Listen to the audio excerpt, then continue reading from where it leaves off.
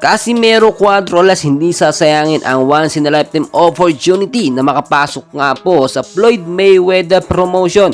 And well mga idol, bago tayo magsimula, please don't forget naman po to like and subscribe and always pa-hit ng notification bell para updated kayo sa ating mga daily boxing update.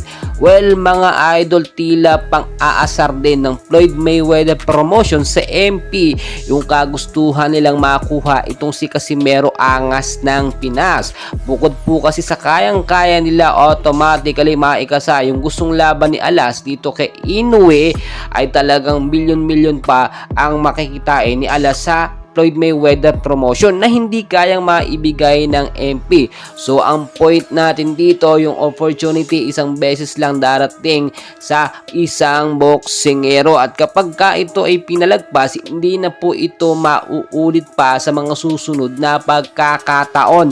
Ang daming bashers ngayon ni Alas at hindi naniniwala na kukuhanin nga po ng Floyd Mayweather promotion itong si Casimero Angas. Well, kaya nga umalis sa Manny Pacquiao boxing promotion itong si Alas ay hindi maalagaan ng maayos at sinisiraan pa. Hindi na nga pinapasahod ng maayos, malaki-laki yung porsyento ng MP kumpara doon sa boksingero, ay ganito pa ang mangyayari. Well, alam naman natin hindi nila kayang ikasa kahit anong gawin nila yung gustong laban ni Alas dito kay Inoue. Noon pa, 5 years na ang nakakalipas, sinabi pa ni Sian Gibbon na ikakasa daw ang laban, pero pinaasa lamang sa loob ng ilang taon itong si Casimero. Kaya naman itong opportunity na sinasabi natin na kuhanin siya ng Floyd Mayweather promotion ay hindi na mauulit kapag pinalagpas pa ni Casimero Angas ng Pinas.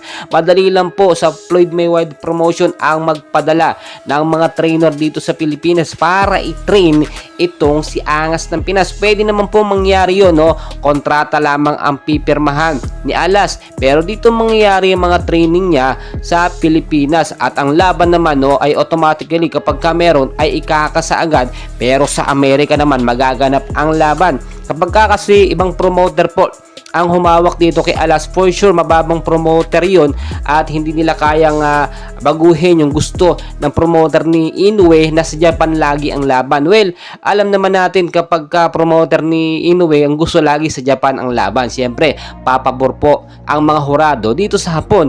Instead, kapag sa Amerika ang nangyari ang laban, walang papaboran, hindi sa Pilipinas, hindi sa Japan, bagko sa Amerika, at magiging very fair ang laban dahil talagang malaking pera yan.